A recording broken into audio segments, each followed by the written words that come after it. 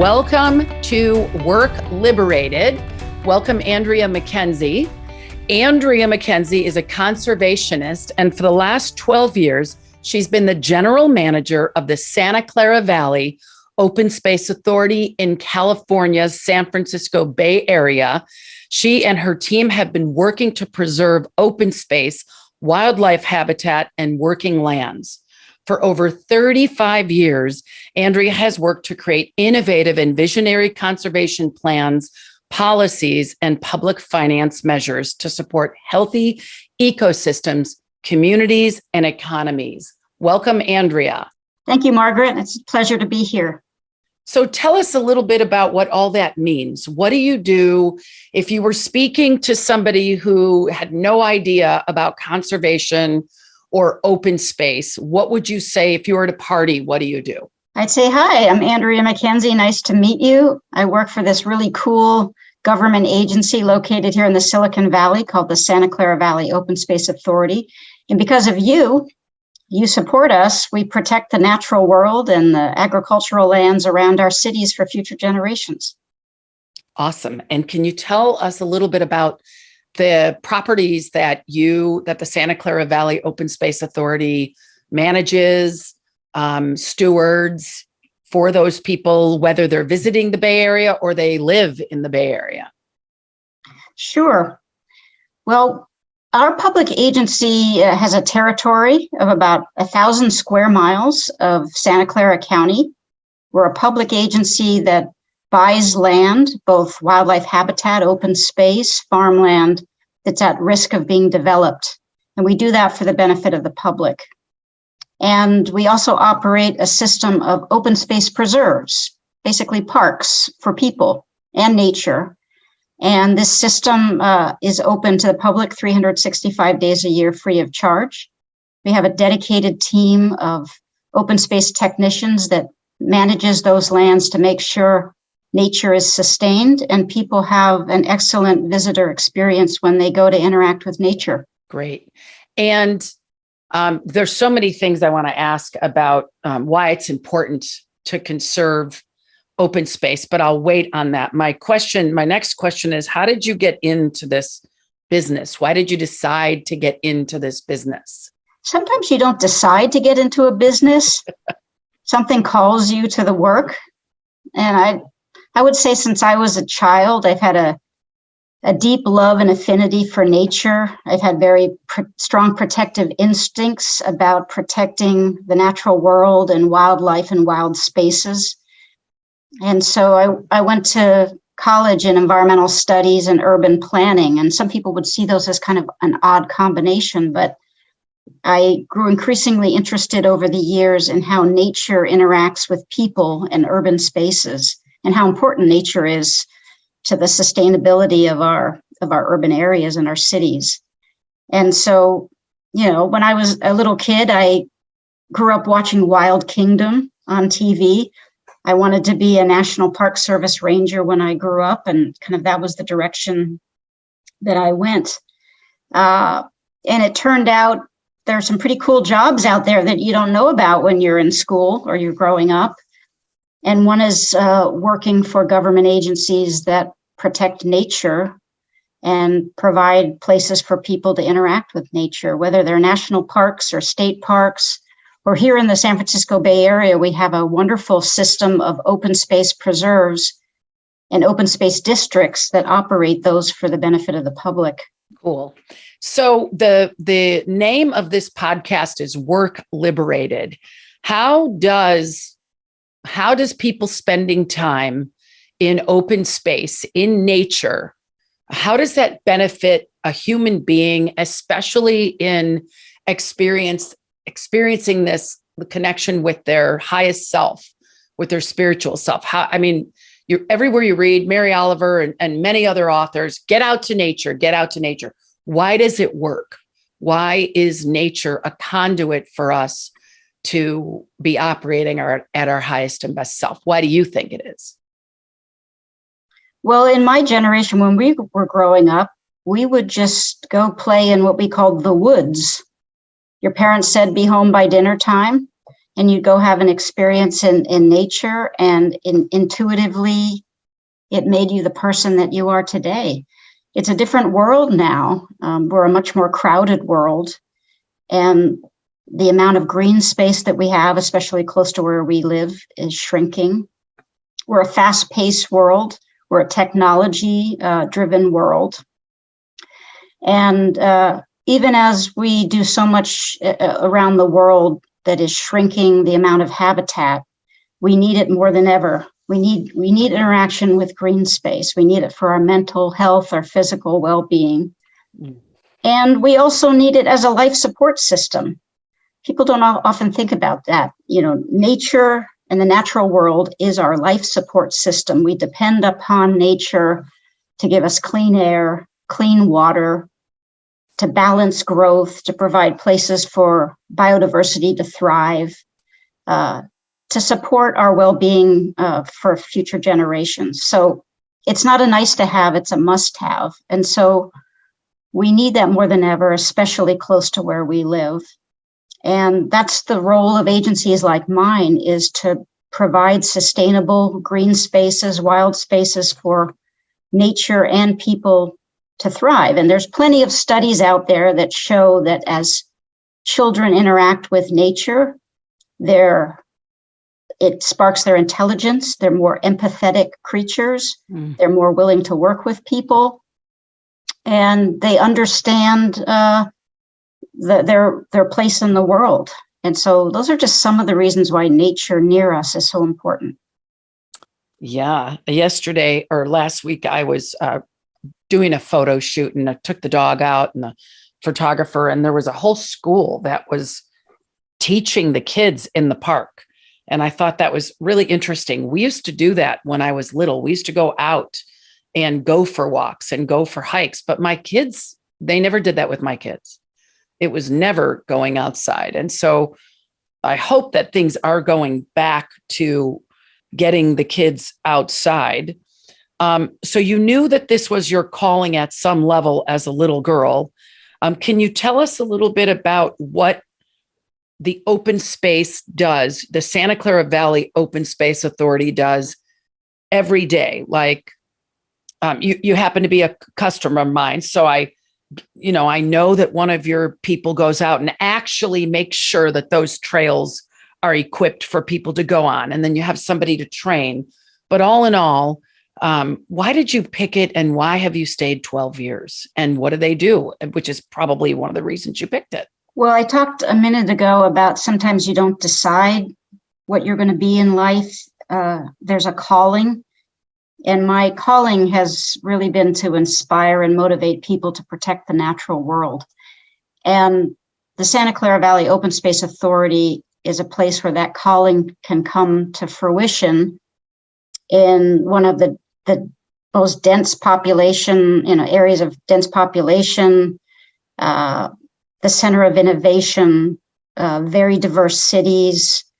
It's a place where nature really matters to many generations, to many nationalities and diverse communities.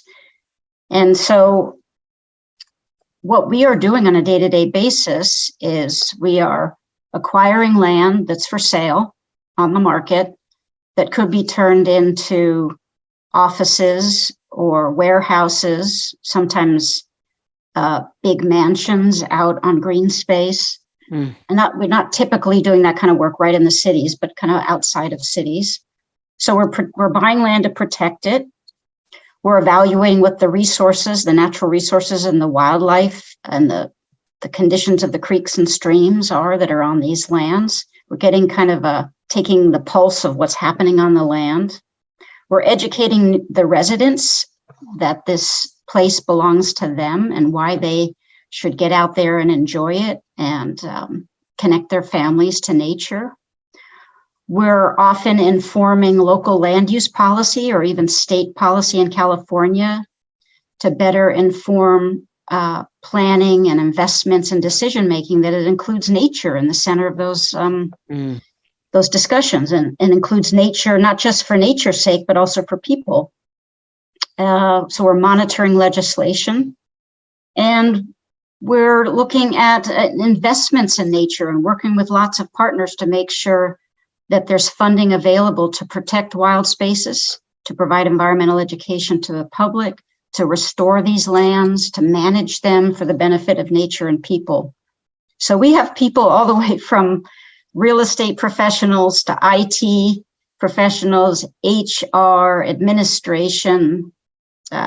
We have biologists, we have trail builders. We're a full service agency for nature to benefit people. And you started there 12 years ago. And given that a big piece of this podcast is about how to create the kind of culture where people can thrive, how have you stayed true to the essence of the Santa Clara Valley Open Space Authority and scaled it? Because there was 5 or 6 people when you started and there's 50-ish people now. So it's a 2-part question. How have you stayed true to the essence of who the agency is and scaled it? And so that's the first question. And I'll just keep asking more about that. Well, for a lot of people out there, young professionals and so on, working at a place for 12 years seems like an eternity. But when you think about the natural world and geologic time and so on, 12 years is the blink of an eye in terms of protecting nature and its unique resources, understanding how it benefits people in a place like the Silicon Valley. Working to restore landscapes can take decades, if not more. And so being true to that mission is first building a culture at a place like the Open Space Authority that draws other people that have a passion for nature and a passion for connecting people to nature, and building a supportive environment, cultural environment where people see themselves and they can contribute their unique talents and passions to the work of the Open Space Authority. It's about putting together a compelling long-term vision to engage the public and show them how they fit with that these lands belong to the public, and how they can help us advance that vision to protect and connect natural lands across the Silicon Valley region. And as the world around us changes, it's not a linear step-by-step approach to building a strong, high-performance government agency with a very supportive work culture. It takes a lot of time and effort, and it takes constant work. And so every day there's a new challenge, and that's what keeps me inspired to work at the Open Space Authority.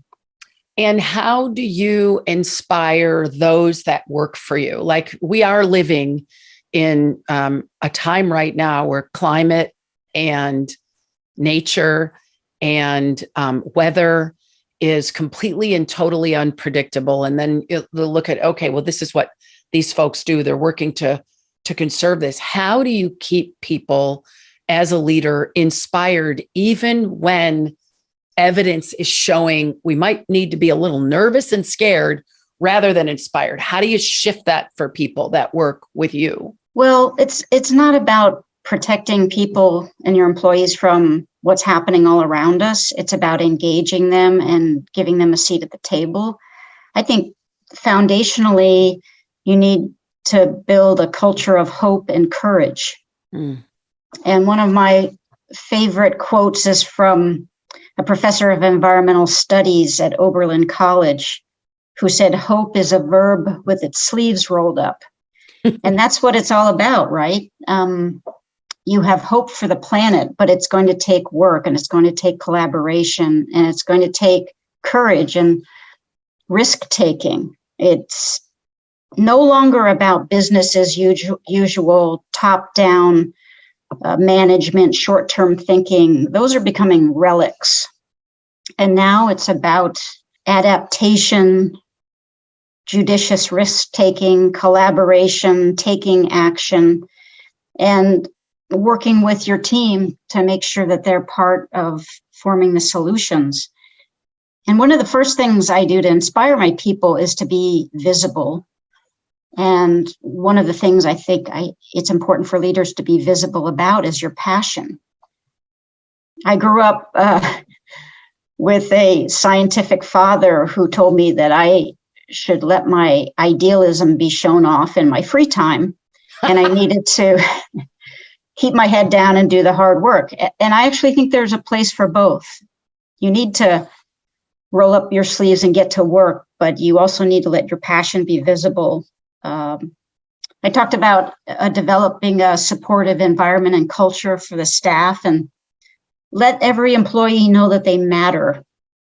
So even though we are a mission-driven organization focused on nature, to let everyone know, no matter if they're in IT, finance, administration, HR, that what they do matters to fulfill the mission of protecting the natural world.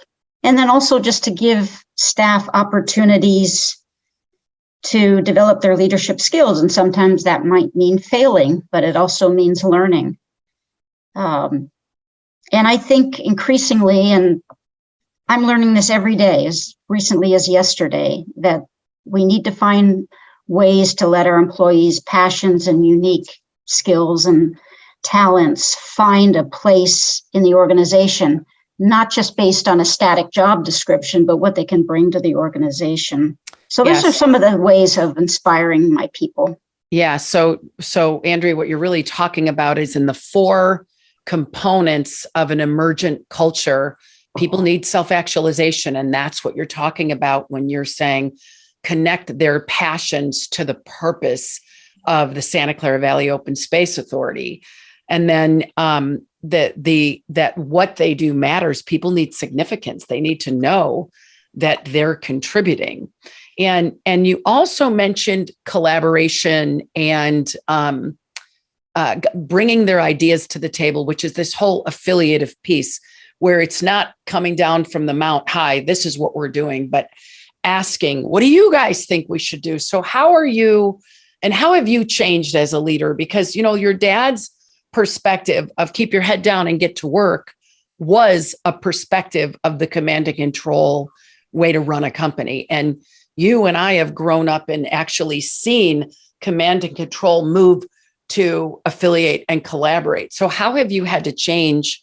And I'm sure all the listeners would be curious about that. Like, how did you have to literally change the way you used to do it and the way you need to do it now in that from command and control, or people need to be told what to do to affiliate and collaborate? Well, I've never really been a command and control person. And I think maybe this is not a fair thing to say, but I think a lot more women have a leadership style that's collaborative and power sharing.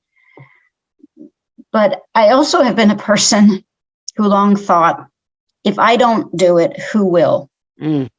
I've got to be the one to rescue a situation or come up with a great idea or find the money or whatever.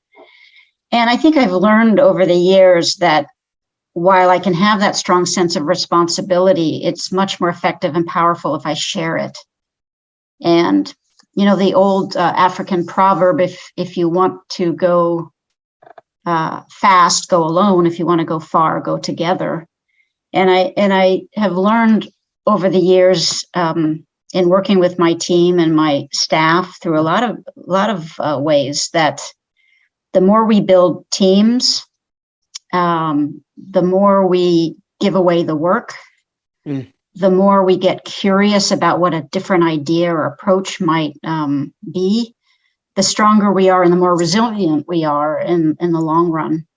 And I'm not always going to be in this position. And so as much as I love this agency and the work we do, we need a strong team for the future. We need the next generation to be ready to step into these roles. And so it's in my own self-interest and the interest of the agency to create pathways and openings to build that kind of intergenerational leadership and power. Yeah. Otherwise, you won't have a agency when you do decide it's time to move on or retire or rewire. So earlier you said one of the elements of constructive, healthy, intentional culture is producing results together. And earlier you said, sometimes it's years and years and years and years till we see the results. How do you keep your folks connected to the result of your work? How do you keep them connected to how it actually makes a difference today and tomorrow? That's a very insightful question, and not always an easy one to answer. There are a lot of folks that work in the conservation and the land use planning field that say it's hard to see the results of your work. It takes years and years. So one of the ways that you approach that is with early wins. Showing your staff and involving them in incremental wins along the way. And also working in partnership with other agencies and organizations within your community. Because sometimes it's amazing to see what you may see as a relatively small contribution you're making or investment you're making in a community or community organization who's your partner can make all the difference in the world to that other organization. So for instance, we operate an urban open space grant program where we use public funds and we make contributions to all kinds of community-based organizations to get people closer to nature, to stand up environmental education programs, or to do community gardens and urban farms, trails, all kinds of things that can connect people to nature. We might give out a $25,000 contribution to a small community-based organization, which is changes things night and day for them. And to see the impact that our work can have, not just on the big wide open spaces, but inside communities, and especially low-income communities that don't have access often to green space. So those partnerships that you have, those relationships that you build with community, can start to show you and give you momentum to what you're doing over time. And then I think it's just also important as you make those incremental progress and wins to celebrate them.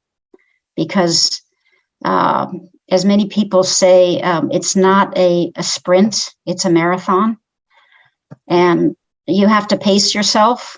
But that doesn't mean there can't be satisfying wins along the way.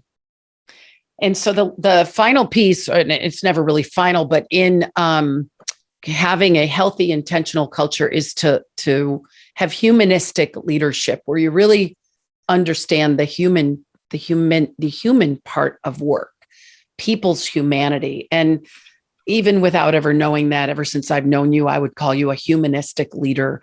Can you share with the listeners or the watchers, what are some of the things that you have either learned to do or that you do to connect to people? And I know, Andrea, for you, it's just natural, but there are other people who are those heads down leaders that it's not natural for them.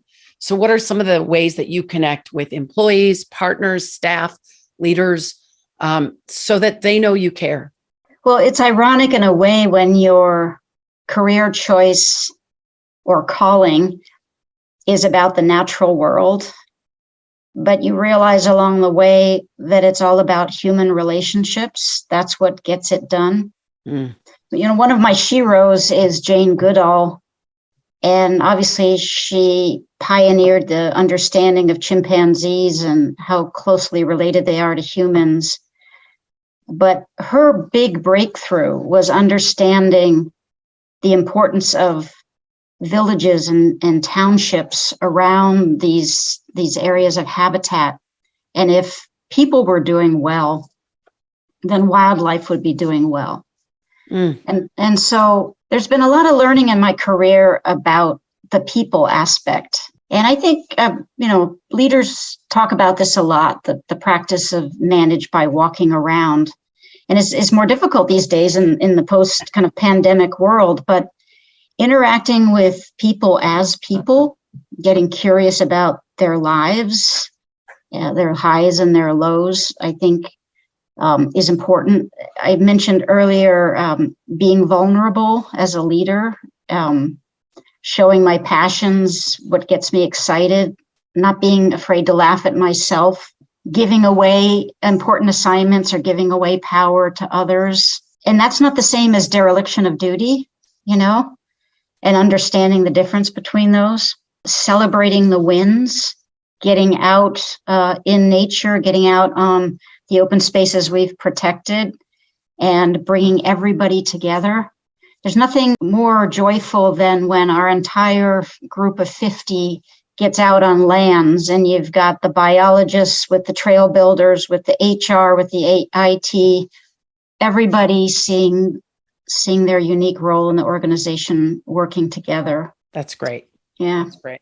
So how do we open the door with these massive organizations in Silicon Valley that are so tech focused and have them understand that if they want more from people, they actually have to, or might want to consider using the resources all around them, meaning nature, to connect their people to their purpose and to the land. I mean, most people live here because it's one of the most biodiverse areas in the country, and the weather's great and it's beautiful.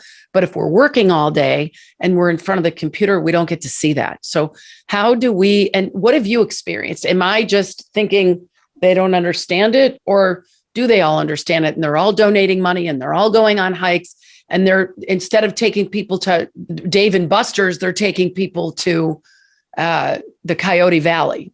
What's the awareness of the need in organizations right now?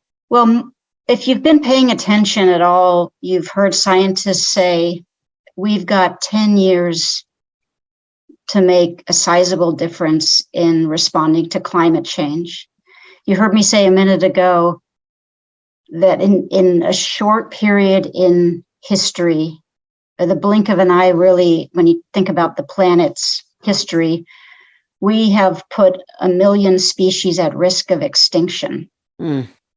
We've all been experiencing lately, and are kind of at the subject to the whims of nature. Mother Nature is sending some pretty strong signals right now about the impact we're having in terms of the storms. And so one year we have drought, and the next year we have floods, and we have wildfires.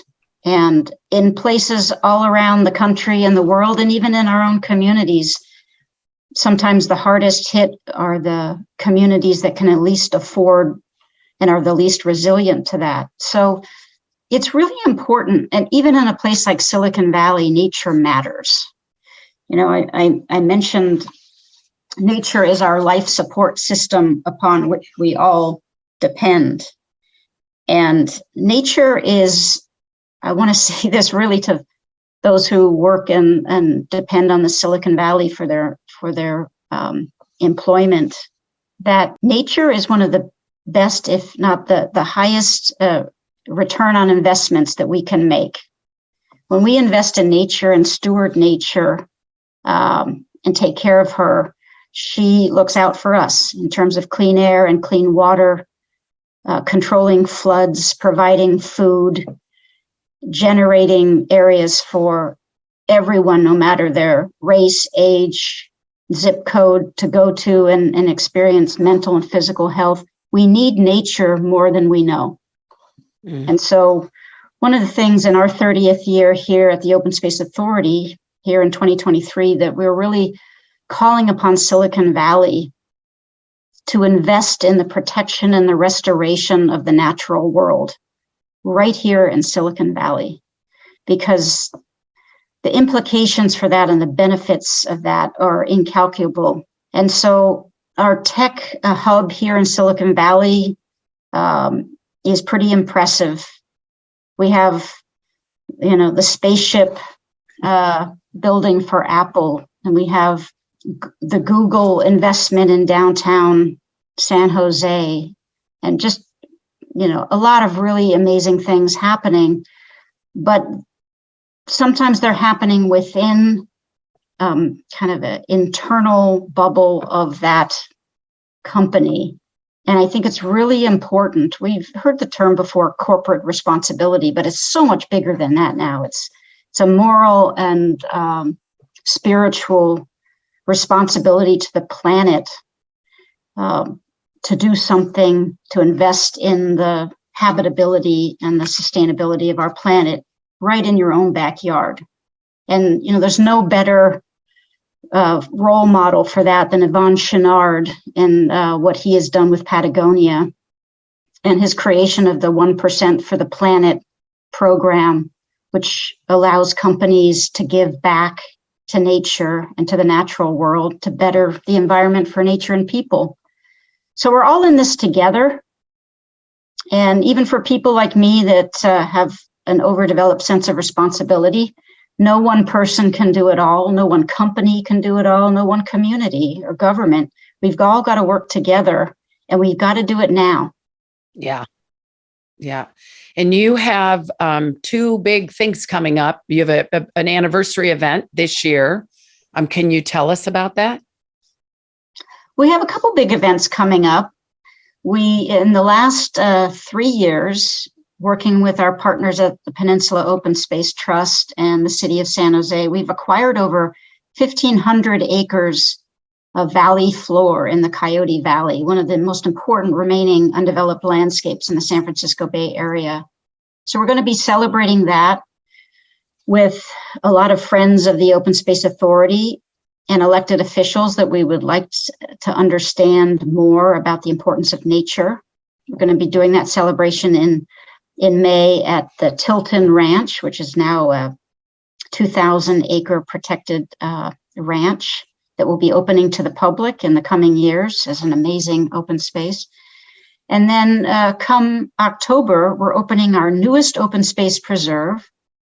And it's the first one that has a Native American name. So it's called Mayano Yakma Coyote Ridge Open Space Preserve. It's the Coyote Ridge overlooking Highway 101, right where 85 and 101 come together.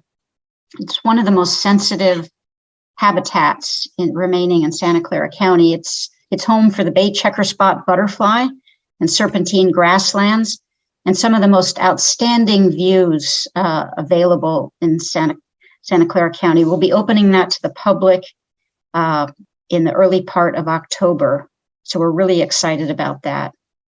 So we're going to use this platform of our 30th anniversary to get more people involved, to raise the profile of the importance of nature and how much it means to the people of San Jose and Santa Clara County. And hopefully just do a lot of great work that keeps us at the forefront of protecting nature here in our region. Great. And for those people that are watching or listening that believe they have a calling to conserve nature, to care for the planet, what would you suggest? Is there a job board that is totally for this industry, or is there an association that they can sign up for, or where do they begin their quest? I mean, because as there are people wanting to leave corporate America in droves because they want more purpose and more meaningful work, and they want to do something that matters.